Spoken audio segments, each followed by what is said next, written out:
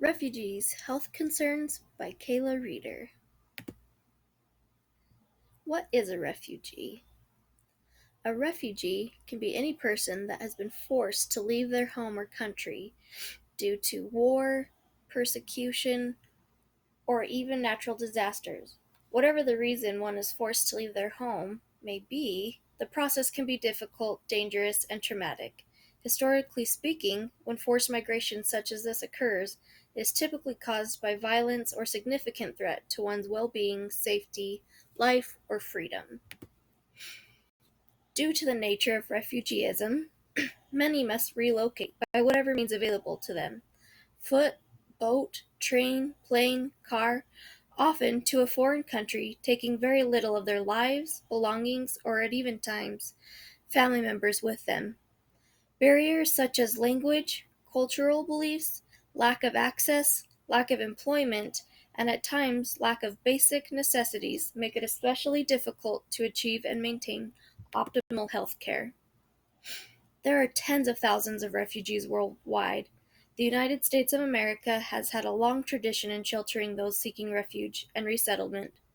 There are about 20 million refugees worldwide, and fewer than 1% of those are able to be resettled. There's a process through the United Nations and the US government that recognizes refugees and allows them to restart their lives in America. Currently, individual states are given the power to determine whether or not they will allow refugees to resettle in their state. Gratefully, Utah is a state that continues to open its arms to refugees. Nearly 60,000 refugees currently live here in Utah, and the majority of them reside in Salt Lake County. Utah proudly tries to increase that number by an average of 1,000 annually, and in previous years, 70,000 new refugees would be able to regain resettlement in America.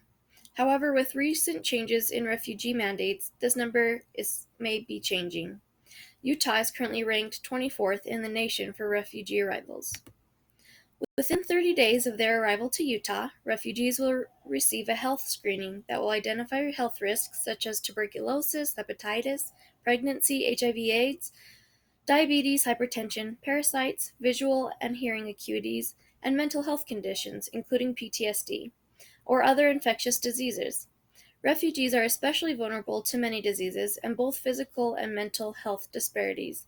Many refugees that have made it to Utah have spent some significant time in community camps for refugees and are exposed to many diseases in that setting, not to mention that many of these individuals come from countries without the healthcare resources we have here. The emotional and mental toll forced migration takes on a person and family can be devastating and have lasting impacts. Due to this and many other reasons, this population is especially vulnerable to mental health concerns such as post-traumatic stress disorder. So, complying with these health screenings, we are better able to identify and treat their health conditions. We should really care about the health of refugees for many reasons. They are particularly vulnerable to health disparities due to extended periods of time without access to things like clean water, whole nutritious foods, vaccinations, regular health checkups, well-fitting, clean clothing, and optimal hygiene routines. For one, if they do have infectious diseases that are left undetected and untreated, they could spread them to the community. This is why the screenings are beneficial to all.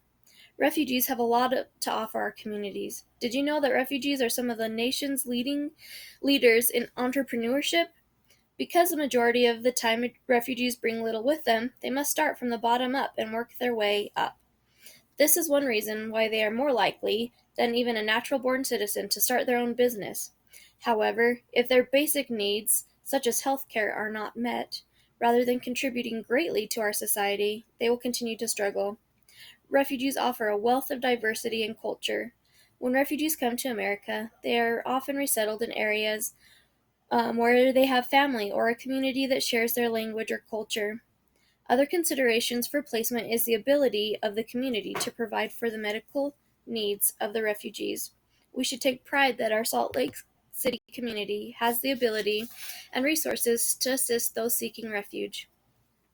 In order to help our refugees and in turn our community succeed, we must see that their basic needs are met. Food, shelter, water, health, safety, employment, family, friendship, and freedom are things that we may take for granted. Without these things, however, we couldn't be our wholest selves. Many refugees go without one, many, or all of these basic necessities for an extended period of time. Lack of safety or shelter could be the reason why they became a refuge in the first place. Lack of food, water, privacy are just some of the things refugees may have had to go without for an extended period of time. A sense of belonging or sense of self may be difficult as they adjust to their new environments and ways of life.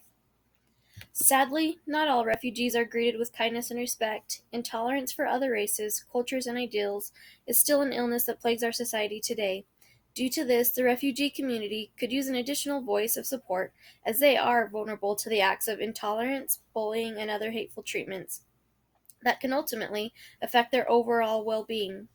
Getting involved politically and in our communities, as well as making greater efforts to befriend and stand for refugees, is a great place to start to contribute to the well being of the refugees in our community. You can just imagine the loneliness, insecurity, and devastation that comes with having to seek refuge in a completely new country from everything you've ever known. A little compassion and awareness can go a long way in helping our communities have healthy relationships with each other. In addition to these new settler health screenings, our community is helping address the health and other concerns of our refugee friends with organizations such as the International Rescue Committee, the Catholic Community Services, Refugee and Immigrant Centers and Refugee Services Offices, as well as the Utah Division of Health Refugee Health Program, and many more.